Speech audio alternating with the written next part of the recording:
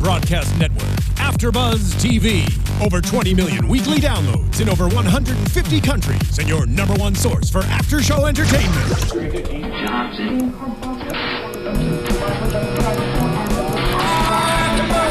AFTERBUZZ TV, the destination for TV superfans, producing after-shows for over 300 of your favorite TV shows, interviewing celebrities and showrunners, and bringing you behind-the-scenes exclusives. All thanks to E! Entertainment's Maria Menounos, producer Kevin Undergaro, and internet leader Akamai. Now, let the buzz begin! Hello, everyone, and welcome to another episode of Chatting with Cathy right here on AFTERBUZZ TV. I'm your host, Cathy Kelley, and joining me for the third time, you have the official title of the guest that we've had on Chatting with Cathy the most. Yes. Max. Thank you so much for coming in today. Thanks for having me for the third time. Yeah, and it's been a pleasure to see your career kind of just grow over the past 3 years. It's crazy. Thank you. I feel like when you came in here, you had just moved from New York, and now you're acclimated with LA and everything. So how's it been? Just like, I don't know, growing up in LA, kind of. Yeah, it's been really interesting because, as you know, I just got my license pretty recently, like 7 months ago now, and so when I moved here, I didn't have it for a couple of years, which was really tough to live out here without it. The first time you came in, you were still like doing your driver's test. Yeah, I hadn't even taken it yet. I think at that point I spent like a year trying to. I failed my driver's test 3 times, so there was like a full year of that, and then I took a break for a second. And I was like, all right, let me breathe for a sec. Took some lessons. I was like, this is the way I should have done it, and then I took it again, and then I finally passed it. So that was like a 2-year process. Yeah, that could have been way shorter if I just weren't stubborn and just took some lessons. Yeah. So the moral of the story is take lessons whenever it is, and take driving lessons. And then you won't be a bad driver. Exactly. So over the past couple years, we've obviously become friends, and you know your girlfriend. She's great. Indeed. She's awesome. I mean, we were just talking about volleyball, and it's been a blast. It's been wonderful. But it's always easier to like having a friend come on the show as opposed. It doesn't feel like as strict. Yeah, totally. So, it's like very loose. I can like move around in this area. But don't do that. Ooh, no, stay in frame. Because then they can't hear you. Because then they can't hear me or see me. So get in trouble. Anyway. So you have so much going on right now. I mean, music, acting, obviously you do it all. First, I want to talk about your tour that you have coming up with Fall Out Boy, Wiz Khalifa, and Hoodie Allen. Yes, congratulations. Thank you very much. Yeah, I'm really excited. We're doing about 41 cities across the United States and Canada, and it's going to be really exciting. I think, I've never played a tour of this, caliber before, and being able to see, it's such a diverse roster. I'm really excited to see the audiences that come out. I was going to say, like, a lot of people, when this tour was announced, were shocked that Wiz Khalifa and Fall Out Boy were going on the road together. Yeah. But it makes sense because there'll be, like, a crossover between fandoms, I guess. Yeah, totally. I think so. I think it's like, and I think it's really interesting because whenever you have a lineup like this, it's so interesting that, maybe some Wiz fans aren't the biggest Fall Out Boy fans and vice versa, but they come to the show and they're like, well, I'm already here. I might as well check it out. And then, you find, I feel like a lot of new fans find themselves liking the other band even more so, which is really cool, which is something that sometimes when the bill is all very similar genres, it's not always like that. They're just like, oh yeah, I love all these bands. So, maybe some Wiz fans are like Fall Out Boy, these guys, maybe someone like me, hopefully. And we'll see. Yeah. And you've played shows with Hoodie Allen before. Yes, obviously. He's on your track Gibberish. Yes, indeed. So do you foresee him like coming on stage when you're playing? Vice versa? See. Yeah. We're it'll all be a big surprise. I'm very excited. But he's awesome. Yeah, I went and opened for him for his fall tour, and I had a couple songs on his last album, which was really awesome. He's always been a really good friend to me, and a really great collaborator. It was awesome to do a couple songs for his album, and then when I was like, hey, we got this song Gibberish, I really want you to feature on it, he was totally down, and I love his verse on it. I think it really makes the song what it is, and I'm really happy with all that. Yeah, it seems like, Gibberish especially has a more mature tone to it than your fans might be used to. Yes, indeed. Yeah. I never thought that we'd have to do a clean version of one of our songs, and we did recently. We have Smoking That Crack is in the original version, so we made it into I Swear Before You Open That Trap. So that was the PG version. The PG version. They were like, yo, we need a PG version. I was like, really? I'm like, okay. Yeah. But I realized that smoking that crack doesn't always work on, every station or whatever else. Yeah. Which is okay. Not on Radio Disney. Not on Radio Disney. I don't think. They didn't. They were like, yo, we need a clean version. So. And you've worked with so many established artists now over the last year, I want to say, from Pete Wentz, you're on his label, to Pharrell, Stevie Wonder, come on. Yeah, That's crazy. Ridiculous. It was so amazing that, when I worked with Pharrell on a couple of songs on the album, I knew, Stevie had come in on Snoop Dogg's record. They were next door. Our studios were next door, and Pharrell was jumping between the two. And when, that was one of the most surreal days of my life, seeing, Stevie in the booth singing to this song, and then Snoop and Pharrell are in the studio, and we're like kind of in the corner in the back, just like, yo, this is crazy.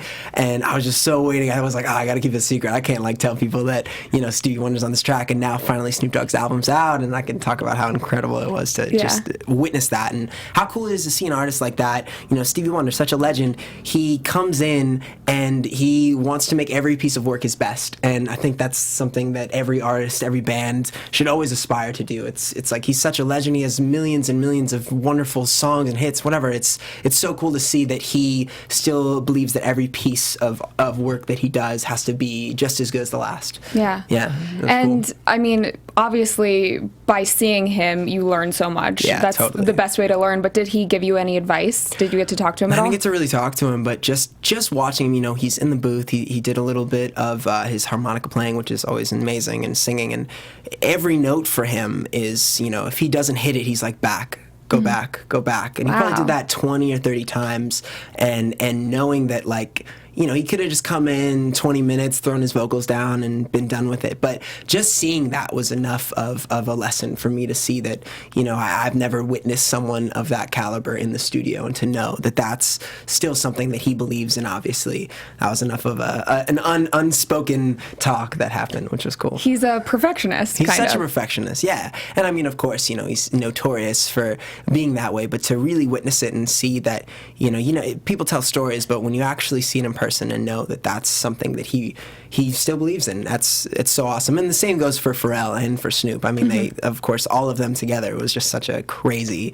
collaborative process. Yeah. But just to see the professionalism there, I think. Yeah, totally. Because so many people think that maybe it happens overnight, or anybody could do that thing, and you realize that the ones that really last are the ones that never stop working, and it's always about the work. Hard work. Totally. Yeah. Especially. And I know the way that you got linked up. We talked about it a little bit last time, but the way that you and Pharrell started working together was actually his wife. Exactly. Yes. So I want to know, did you do anything to thank her for discovering you? I mean, geez, like we said last time, his wife saw the cover we did of Blurred Lines with my homie Kurt, and she was like, "Oh, Pete, you should check this out. It's it's some kid covering your song," and he really enjoyed it, I guess, and he was like, "Oh, I should do something with this guy." So every time we see her, we're like, "Yo, you are the best. What's going on? What can we do?" And she's just such a wonderful person in that she knows. I feel like sometimes she knows more about Pharrell's music than Pharrell does. She's like, yo, this song, yo, play this song, and I'm like, dang, she's killing it. And it just shows that behind every successful man, there's that successful woman. I was just gonna say that quote. It's that supportive partner, and I think that is what makes him so. What I love about Pharrell too is that he is so himself. He's been himself for his entire career, and maybe people are just catching on to his own artistry work now in a really big way. But you listen to all the stuff he's done, and it's always been consistent. He doesn't change himself for anybody, and I think that's another thing that I really learned from him is that not necessarily do you have to put out a song and think that that's gonna blow up right then, or your style's gonna blow up right then. It's the people that stick true to their styles and don't follow the times, but create the times that really make something special. And that's he was ahead of his time. Yeah, totally. I think when he first debuted. But I think it's also interesting in the music industry. Decades ago, everyone was creating their own music, and you really had to know how to play songs, either produce or, have a really good producer behind you. And then there was this phase where people were having songs written for them, and producers were doing everything. They just had to come in studio, lay down the track. But now we're kind of getting back into musicians making their own music with YouTubers, especially. Totally. Yeah. There's been a lot. It's amazing that in this day and age, there's a lot of social medias that become foundations for people. people. Like for me, of course, YouTube has been amazing, and there's a good friend of mine, Shawn Mendes, came up on Vine, and he's really doing it now, and it's killing it. Seriously, and it's so cool that like these are these places where people find their foundations and get out there more so than probably any other time, and yet they can transcend them. And for him, I'm sure a lot of people see him and they're like, oh, that Vine kid, but now it's hard to label him as that, as opening for Taylor Swift and having an album that did so well. So it's so cool to see that not only can he be proud to say that he was a Viner, came from Vine, but also know that he is a legitimate artist. And I think that's so great to see that so many people are coming out of these apps. Who knows, like Snapchat might have somebody who, I don't even know, but one of my friends' bands debuted on Snapchat. Really? Yeah. See, it's awesome to see that there's just so many different ways that people are consuming media, and that at first people might not want to be put into a box. It's amazing to see too that people are a lot of people are in these boxes they don't want to be in. Some people are like, oh, people think I'm just like a pop punk band, but I really want to be taken on the radio, or oh, I don't want to be a YouTuber. Like I want people to think I'm a legitimate artist. But it's amazing to see that these people can be proud of where they came from in those communities, and also be able to meet somewhere in the middle where everybody has their music, being heard in a real way. Yeah. Well, like you said, I feel like a couple years ago, if you were doing YouTube covers, it might not have gotten as much notice from industry execs, and now that's where people are turning to to find people. Yeah, so many people. I mean, it's really cool to see, like, I don't know him personally, but a lot of friends of mine are friends with Charlie Puth, who's on the Wiz song, and it was cool that a lot of people are talking about how, he came up through YouTube and did some of the cover stuff and whatever else, and now he's like got one of the #1 songs in the country, and it's really, I think it's a really big step in the way of letting people know that these people can really, like I said before, transcend their boxes and really come outside of them and make something special. Yeah, definitely. I know you're friends with a bunch of YouTubers from Kurt to, I mean, the list goes on. Totally. But, I mean, what does it mean for you to, you started your career working with these YouTubers, and now you're working with people that are really established elsewhere, like off of social media. So how is it surreal? Like, how do you feel? Totally. Yeah, it's super surreal. I mean, it's really, it's amazing because for me, the YouTube community, Kurt and Kurt Schneider and Sam Sui and Madeline Bailey and Alex G, all these wonderful people, we've always been, in the last couple of years, very tight. You collaborate with each other, whatever else, but there's some people feel like they're in these boxes. But when you start to see people working with more mainstream artists and people recognizing that there's real power and there's real talent in these spaces, it's so awesome. You're so happy to see that. Kurt especially, I mean, he's done so much for me. He's like, he's changed my life, and I'm so grateful to him. But he's just like the best guy. He's one of my best friends still. But he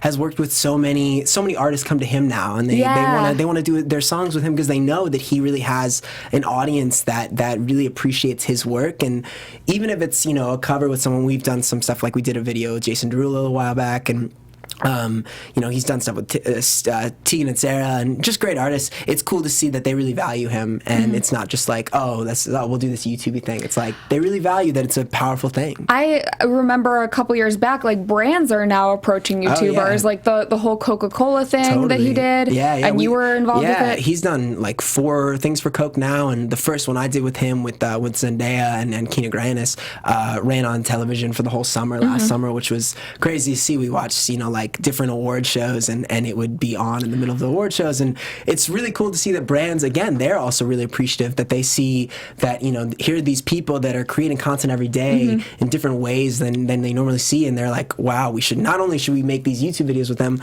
like, why don't we make this into a commercial we run on TV? And that's so cool. Coke has been amazing. They really, I think they believed in Kurt and believed in the space more than any other brand I've seen do so, which is so sick. It's like he deserves it more than anyone else, and it's just great to see that, like, his stuff isn't only on YouTube, it's on television.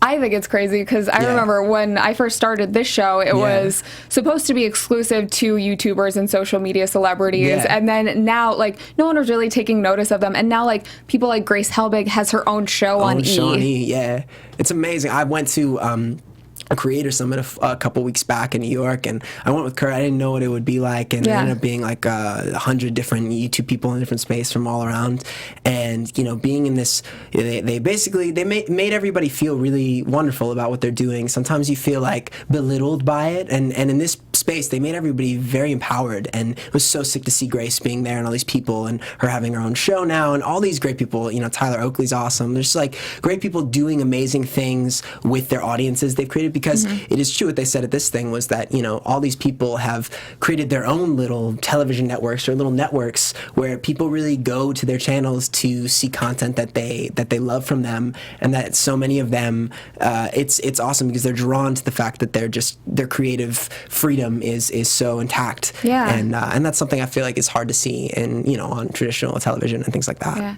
And I'm sure there are so many people at home who they want to create certain content, and now realizing it really is at the tip of your fingers. Oh yeah, I try to tell everybody that I'm really close friends with, if they're in a I can't find a job or this or that, I'm like, you should just start a YouTube, and like, who knows, even if it doesn't go somewhere, do what you love on it, and you never know where people will start watching, and then suddenly you have this place. I love Ro Pensino, who is Nerdy Nummies as her channel, and I just did a guest thing on that, and her boyfriend Mike is the man, and it's amazing to see that her story was that she was on she was an extra on Glee for like 2 years, and her boyfriend Mike was a gamer on YouTube, and he was like, yeah, you should make a channel, like you should do something, and she started baking stuff, and now she's almost at like 4 million subscribers, and she her channel gets more views than a lot of actual cooking shows on like the Cooking Network. It's nuts. It's so cool that here's this person who was like, I don't know what I'm gonna do, and he's like, just start a channel. And now she's got this amazing place, and they chill in their house every day and make awesome YouTube videos. It's so cool. The best of all worlds. You're having fun, and you're getting paid to do it. Essentially, getting paid to do it, and getting to do it, and they all do it. Like her boyfriend directs all of the videos, and they just have such a cool thing going. I love that it's very much like these people are these entities are becoming bigger and bigger, and suddenly like their whole families are working for them and all this stuff. Yeah, it's cool.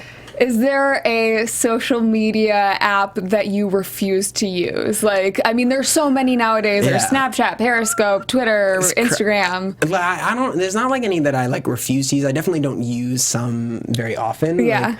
Like it definitely took me a little bit to be like, I should Snapchat a little bit more. But I think it's interesting because I think social media has done so much for me, and so much for so many people I know. But it's really tricky because it can consume you in so many ways. I was gonna say it can consume your entire life if you let it. And that's why I think like Snapchat is so awesome, but you could Snapchat things all day, every day, and then when are you living your life? Periscope, you can live feed your entire life if you want. And that's like, I don't know, that's the strange place where I feel like we're getting to as a society, where I've definitely like gotten really into Twitter or things like that, and it consumes a little bit, and I have to step back and be like, whoa, I gotta put my phone down. But it's really cool to see that some people are realizing, okay, I gotta take breaks from this, and just realizing that we're going to a place where like it technically everything could be broadcast at all times, like you're saying with Periscope, and you got to really make the effort to realize when it's necessary and when you should stay off it a little bit. Yeah. Do you have a specific time when you're like, okay, I cannot be on my phone, I have to put it away? It comes different times. I try not to go on too late at night. Okay. Yeah, it just different things. Yeah, there's no real like specific time, but I do know when I'm getting too much into it, and like when you're like reading too many of your mentions or whatever else on Twitter, how it is. You're like, I gotta put this down. I'm at the beach or something like that. Yeah. You mean when you're playing volleyball with us, and you're I'm like playing volleyball. I got two hands. Annoying. I'm like hitting with my hand. I'm using the phone to hit the volleyball. Yeah, exactly. So going back to your music, I wanted to talk about. I know you're signed by Pete Wentz's label. Yeah. Has he? He's kind of been a mentor to you in this whole industry. Totally. But what's the best piece of advice that you think he's given you? He just keeps it real, and I've always really appreciated that in him. When I was looking around, and he, when I had other interests from other different labels and things of that sort, and he was talking to me about his, I just, it was kind of a no-brainer, because not only did I love the acts that have come from his label, are still with them, Panic at the Disco and Gym Class Heroes. He signed Gym Class Heroes before anyone knew about them. Yeah. That was crazy. It's so cool to see. What I find with everybody in DCD2 is that he really, every act has their own thing going. It's like you definitely can't compare it to any of the other acts, and they're not afraid to take risks. And I think that that's what I've always really loved about Fall Out Boy and why I've been such a fan of them, is that they're just like, they're risk takers in their music and their videos, everything they do. One of the things when I first met them that I loved is that, you know, I'm super into monkeys and primates and stuff. And the Thanks for the Memories video with all the primates in it. And it's just like one of those things where like maybe somebody was like, oh, that's not cool. And they were like, screw it. We're going to do this awesome video with all these primates. And I appreciate those risks. And I definitely think Pete, the best thing he's really taught me is that you can't let it get to your head, and you can't let it get to, because there's always more work to be done. Yeah, wherever you go, there's you might have hit songs or whatever else, but even now, 10 years later with the band, there's still, it's whatever the next album is, the next big song. Yeah. And that's why I think they've been doing it for so long and still relevant for so long. I remember seeing them in a church across the street from my house, because I lived in Chicago. I grew up in Chicago, and totally. They played like in front of 50 people, and it's still like seeing them, doing their shows now is still that same vibe where they seem so passionate about what they're doing. Totally, yeah. It's just awesome, and I love, like, even the new single Uma Thurman. It's like, I don't know many artists or bands that would be down to just be like, I'm gonna write a song and make it called Uma Thurman. I'm gonna go for that. It's like, that's what I really find in all their music and all their stuff is it's just so unique, and they're not afraid to be unique. Yeah. I remember their first couple albums. They had so many cliches, and I remember hearing, you should not use a cliche in songs, and then it was just like cliche after cliche after cliche, but so well written that it's just it's funny. They have like the longest titles on songs. Panic's the same way. It's always like, this whole line and then parentheses this. Exactly. Which is awesome. Yeah.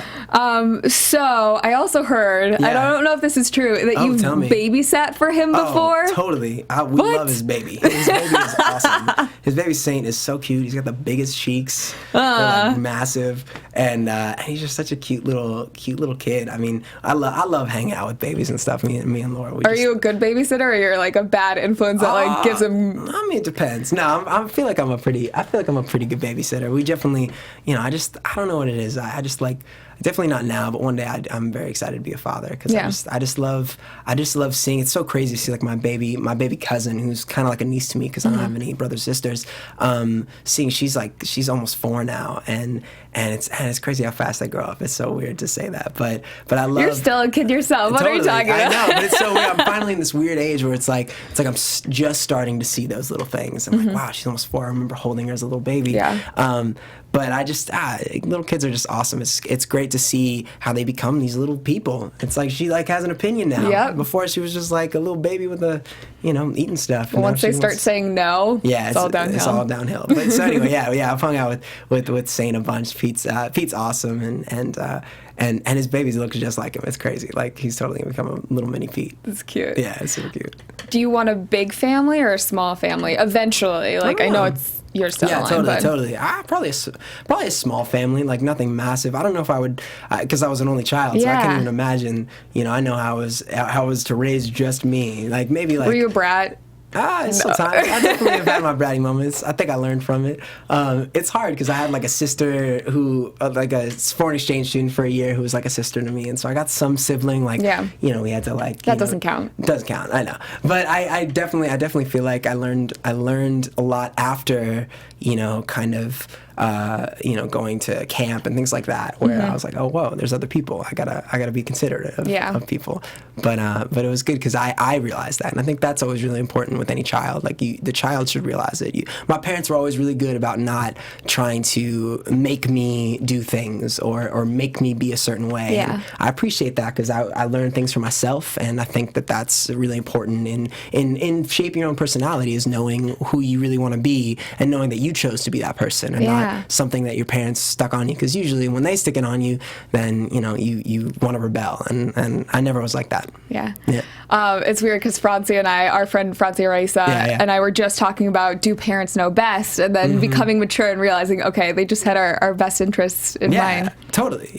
Well, I have no idea what it's like to be a parent. Like I have a couple friends who have babies now who are like my age, which is crazy. That transition phase where you're like, wait, I'm a kid, but my friends are having kids. having kids, and what are they? How do Am they I know? adult yet? Did a secret guy come? And he's like, yo, these are the secrets to how you raise the baby. And you're Nope. like, oh, thanks, secret guy who I never knew existed until right now. It's called instinct. Yeah, exactly. So you don't like end up killing your baby. Exactly. So I hope that secret guy comes and tells me all the secrets when the time One day comes. you'll just wake up and you're an adult.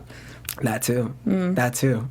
That's tough. That's so crazy. But Anyway, speaking of her, I do want to talk about your new music video for Gibberish. Sure, yeah, of course. YouTube helped with that as well. So how did that all come about? Well, it was really awesome. YouTube's been so supportive in everything that I've been doing, and they as a company are really want to make sure that the people that have come up through their space feel valued, like I said before. And so when we did the Gibberish video, It's your video.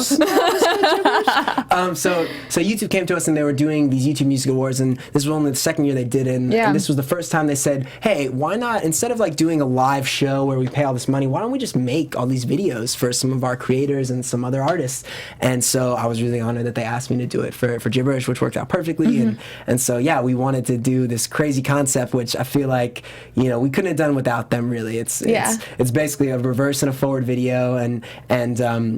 So, I'm in this forward world, everybody else is in this reverse world, and we use a motion control camera, which basically ties two shots into one so that it looks like a full one take. And each camera move is specifically, controlled and programmed. It took us about a day just to program the move. So every time you see the camera move, I remember this is like a really late shoot too. You guys were shooting until like we had to do it all night. It was 4 a.m. Exactly. Yeah, we did we did probably we started at like 9 and we finished like 5 a.m. And so I spent like a good week just like training, like staying up real late. And then the next week just sleeping. Exactly. That's exactly what happened. So I was waking up at like 2 p.m. every day, just being like, cool. You always have really cool concepts for your videos though. Like this one being forwards and reverse. I remember there was one that was slow motion too. Yeah, totally. We did one for another one, the Streets of Gold song, where we sped the song up about like 6 times or something, and then I learned it that fast so that when they slowed it down, my mouth would be moving at the pace of whatever it was at, so I could jump, and it looked like it took forever for me to jump and stuff. I just think it's so especially with coming up in a platform based around videos. It's so important to be at the next step of each video and challenging yourself each time, because everything Kurt really taught me that, and we've done so many videos where we feel like it's seemingly impossible, and we're like, I don't know if we could pull this off this time, and every time we find ourselves feeling successful with one, it's the best feeling, because you went in being like, I mean, if we can pull this off, this is like something we've never done, we haven't seen, and that's something that I hope to do with every video I ever put out, just because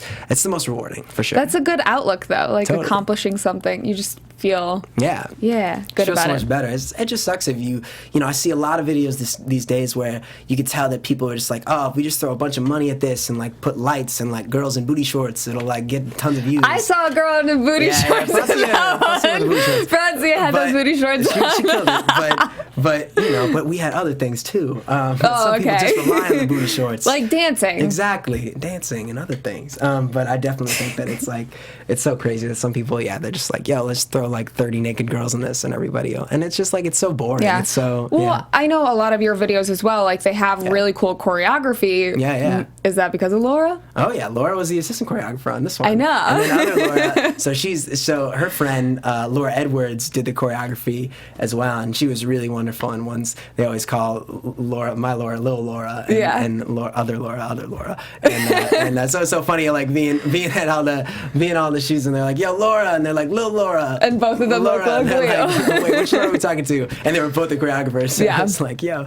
It's all because all the dancers in that video were all her homies, and she makes it all happen with the dance side. That's especially. Awesome. Yeah, we love collaborating. So because of the YouTube Music Awards, you had your face on a billboard in West Hollywood. It's crazy. How cool of a feeling is that? Oh, it was so cool. It was, I didn't get to see it, but they also had it in Times Square for a week, and they had these 5, they basically rented out 6 video billboards in Times Square and just ran, the 13 different people for the videos the whole time, which was just seeing videos of it was surreal, being my hometown. But I got to see the billboard in West Hollywood in person, which was super surreal. It's wonderful. It's all because of them, and I appreciate them really spending the money and believing in these people and wanting them to be given the best opportunities possible. So YouTube's the bomb. Yeah.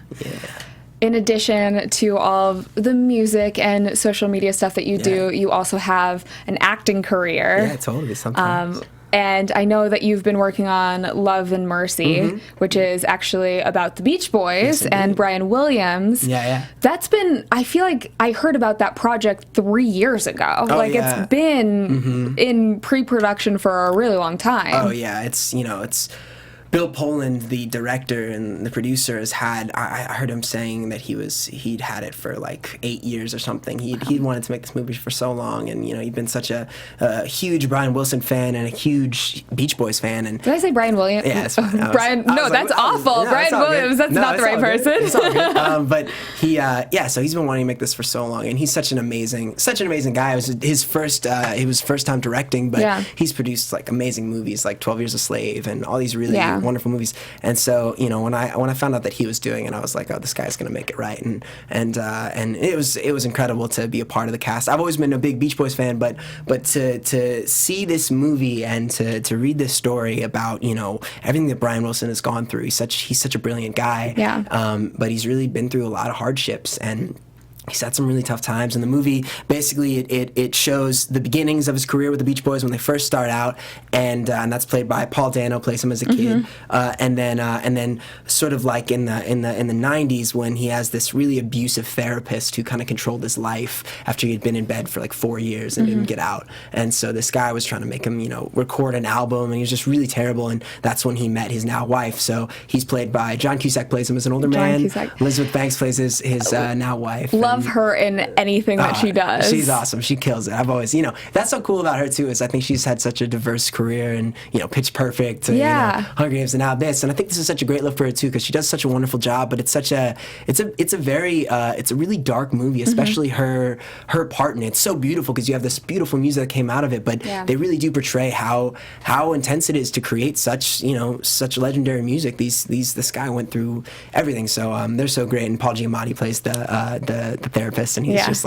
so intense. He's so good at being the villain. You want to hate him, but then you see him in person, you're like, oh, this guy's awesome. A lot of the cast, Elizabeth Banks, John Cusack, I feel like they're people that transition seamlessly from comedic roles to more dramatic roles. Totally, yeah. It's so interesting that they do that. They're all just it was definitely some of the, working with Paul Dano, that's who I mostly had my scenes with, was, one of the best actors I've ever gotten to work with. He's just so giving, and I think that's the true sign of a timeless actor, someone who really does know what they're doing and knows that the best performance for them is going to come out of giving you everything they have. Wow. And it was so cool because there was one occasion I always talk about where, I've only have a couple scenes in the movie, and he has so much respect for everybody. He's doing scenes every day. And there was one scene where, we had shot his part, and they were turning around on me, and usually as an actor, when they turn around on you and the star's there, they'll let the star go, and you'll do your scene to just a random person, and there'll be some guy, and a lot of people don't know that, is you're doing your scene and you don't know that the other person isn't there, but Paul and the person's just reading off, exactly, and it's I'm not getting any from you, right? And Paul was like, no, they were like, all right, Paul, you can go, and he was like, no, I want to stay, I'll do this scene with you. Do you want me to do it with you? I was like, that would be awesome. And it was really cool to see that he didn't care. He was like, I brings could go out home the right best now. in you too, I'm sure. Oh my gosh. And it just, he knows that he has been in that position so many times, and that was really beautiful. That's something that inspired me a lot, to show that just having respect for everybody you work with, whatever position they're in, is so important. He was respectful to even, the camera guys, to the grips, to the crew, everybody on the crew. to the leading actors, got the same respect, and that was beautiful. So, and I forgot to say, I play Van Dyke Parks. That was my role. And he was the lyricist on the Smile record, which was, I'd never played a real person who was alive to this day and whatever else, and so that was pretty crazy. Just to know that this guy is going to He's going to judge your performance. Like, I hope he liked it. I still haven't met him, so I hope he liked it. Like, I hope he's like, yeah, cool, that's me. Or he's like, nah, screw this guy. I mean, Paul has had such an incredible indie career too, because like from Little Miss Sunshine now to this, like it's all like really well respected movies that he's been in. Yeah, he dives in. I mean, he dove into this role, more than I've ever actually seen someone in person dive into a role. And yet he could also like go out and have a smoke break and be talking to you, but 15 minutes before his scene, he'd be like, all right, I got to take 15 minutes to get into character. And that was really cool too. I haven't seen somebody of that caliber being able to, be a normal person and be able to, which I know is such a hard feat. So smart. Great balance. Such a great balance. Because I mean, I'm sure, you hear about all these actors who are very method and they transform into the role and then they can't live their own lives, which is, sacrificing a lot for your art, which is respectable, but also really just like, it's amazing when somebody can just be a normal guy and everybody talks to them and they're like, all right, I'm going to do my work now. Yeah. So that was so cool to see that he's just like, he's just there and he's ready to go. Yeah. I had Brett Davern on a while back talking about the movie. Yeah, he's awesome. There's so many great people in this movie, like Kenny Warmall and all the Beach Boys are all great guys too. So since there are, it is obviously very music centric. Yeah.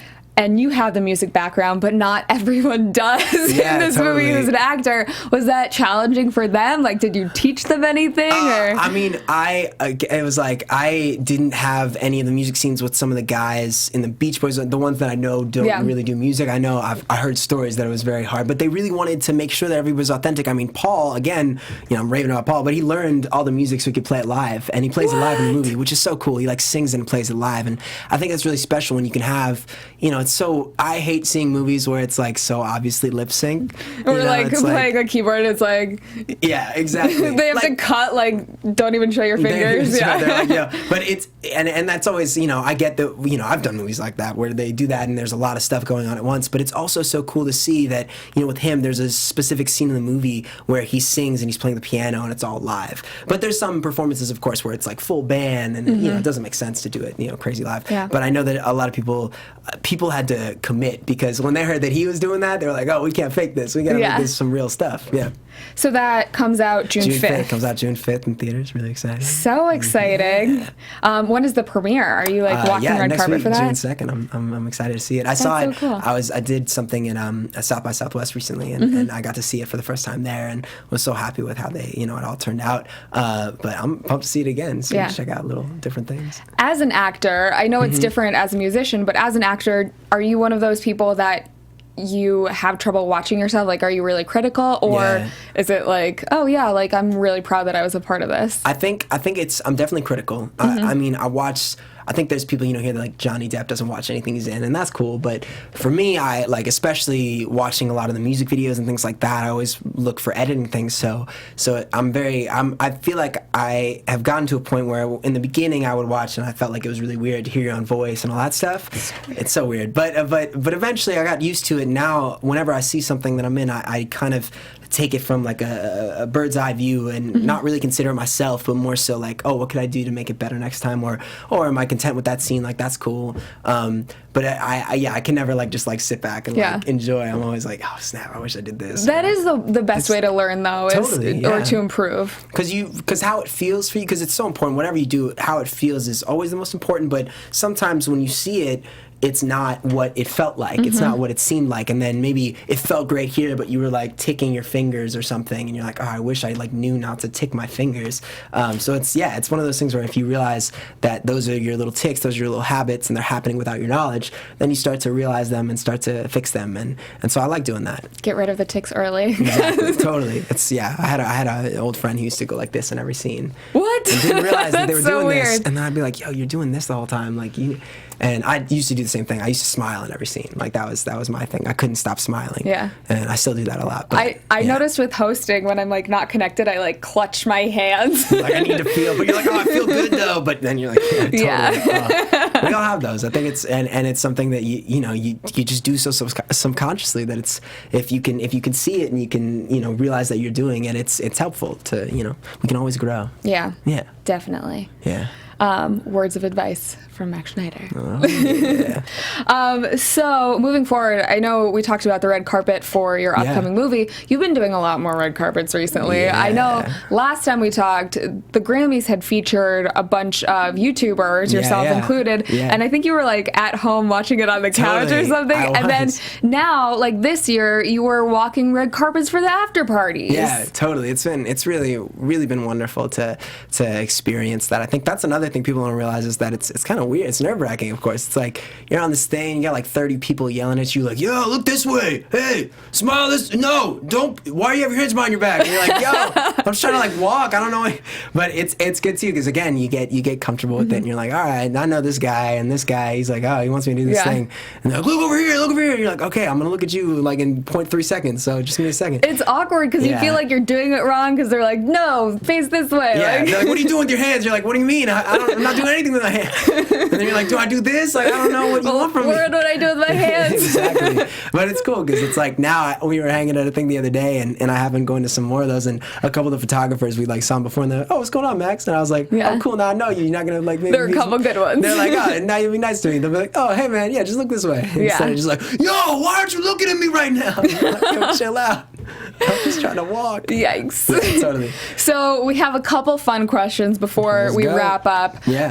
I know you are a busy dude and you always get asked this question, but what do you like to do in your free time when you're not in studio, making music videos, all that stuff? I'm an avid bowler. I'm not very good, but I like the bowling. I like volleyball. When yes. we do volleyball, it's always a good time. I just like adventure sports too. Like we just went skydiving a little while back. Wait, what? Yeah, it was crazy. We went in Hawaii. You and Laura? Yeah, we went to Kauai and we skydove for her. Was it terrifying? It was pretty crazy. Yeah, it's not nearly as terrifying as you think. You're like in this plane and it's so crazy. So we're going up this plane and I'm going up and my guy is sitting there and he's playing Fruit Ninja on his phone. You're like, wait, pay attention to me. I'm gonna jump out of an airplane. That's exactly what I thought. And like I'm sitting there like, yo, what's going on? And they're like filming both of us and like he like whips out the the little GoPro. He's like, how you feeling? I'm like, I'm feeling good. And he's like, oh, good. And I'm like, yo, what are you doing, dude? But then I realized after that, that's a good thing because he's so confident. Those guys jump out of those planes like 8 times a day. So like, yo, this is just like 10 minutes before my lunch break. For him. Exactly. That literally was. So it was awesome because then I watched Laura jump out first and I was like, oh snap. Wait, you let your girl go first? They say the person who's more scared should go first.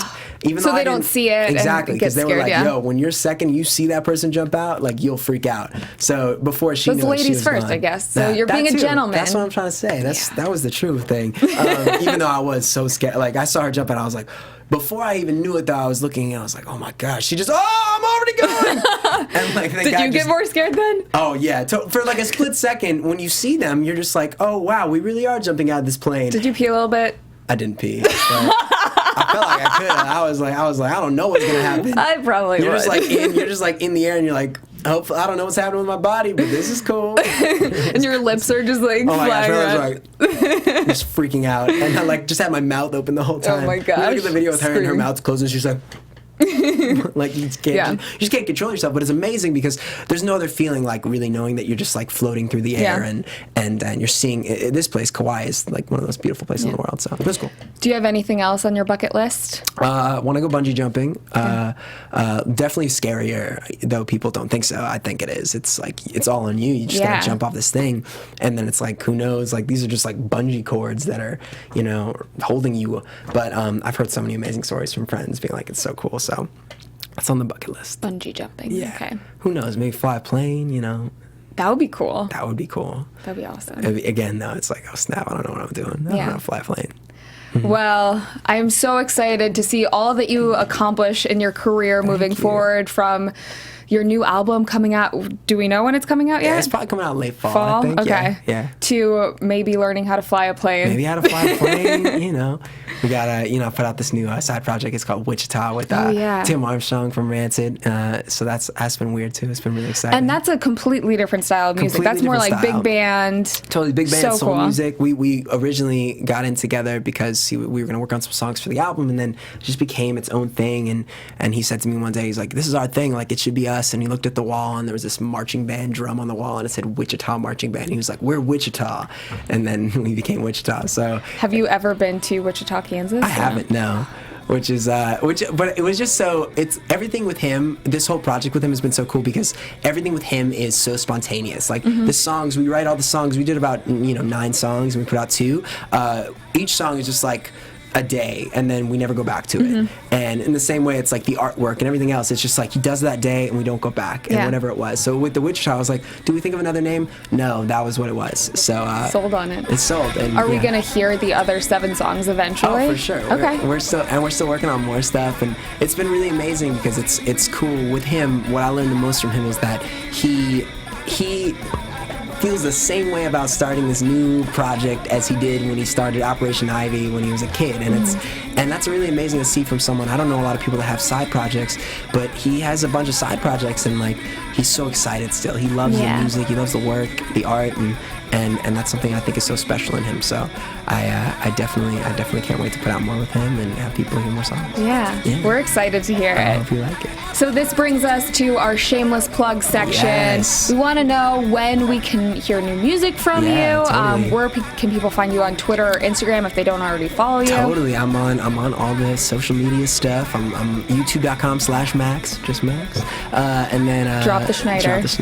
But then for music stuff, and then for Twitter and Instagram and stuff, it's like Max G Schneider. So super simple. And then Facebook is just Max. Yeah. Awesome. Well, it's been a pleasure, as always. Thanks for having me. I'm going to have you back in like 3 months because you're going to have accomplished so much more. Thanks for having me as always. But thank you so much for coming on. You can find me on Twitter at Catherine Kelley and on Instagram at Cathy Kelley. You can follow all of us here on Instagram and Twitter at AFTERBUZZ TV. Thank you guys so much for tuning in, and we'll see you again next time. Nice, guys. Peace. From executive producers Maria Menounos, Kevin Undergaro, Phil Svitek, and the entire AfterBuzz TV staff, we would like to thank you for listening to the AfterBuzz TV network.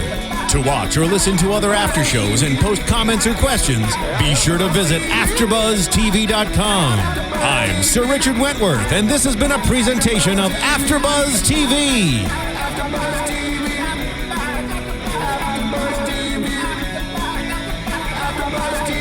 The views expressed herein are those of the hosts only and do not necessarily reflect the views of AfterBuzz TV or its owners or principals.